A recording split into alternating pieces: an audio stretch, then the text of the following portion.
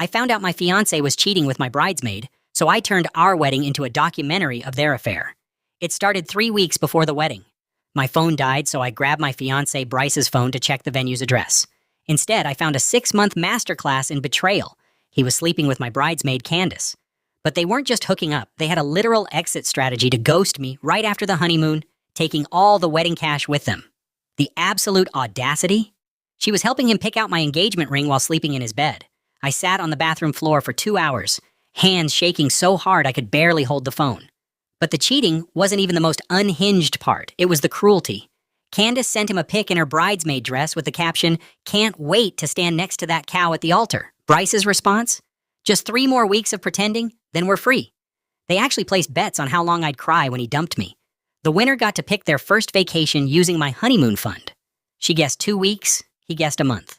Bryce even sent a gif of a crying pig when Candace joked I'd eat my feelings with the leftover wedding cake. I wanted to go scorched earth right then and there, but I didn't.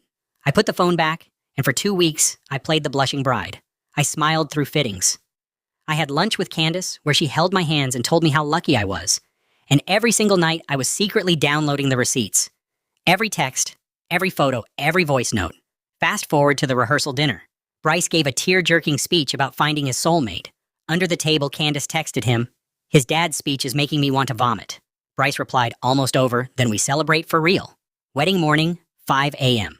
I threw on jeans, drove to the venue, and handed the coordinator a USB drive and $500 cash to ask 0 questions. I left my dress hanging in the bridal suite, my rings on the counter, and drove straight to the airport. At 2:30 p.m., 200 guests were seated. But instead of walking down the aisle, the projector screens lit up.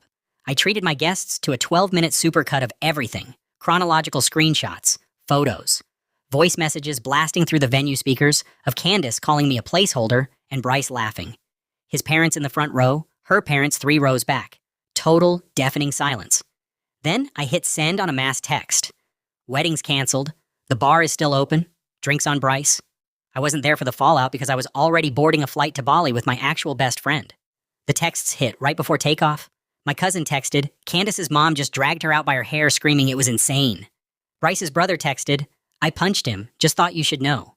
But the one that broke me was from Bryce's mom. She called me sobbing. Not for him, but because of him. She said, "Thank you for not wasting one more day on my son. You deserved so much more." The next day, she Venmo'd me $5,000 for the honeymoon he ruined. Candace sent a novel saying I ruined her reputation. I replied, "You ruined it yourself?" and blocked her. Last I heard, Bryce is sleeping on a friend's couch after his parents kicked him out, selling our wedding gifts online to pay them back. So,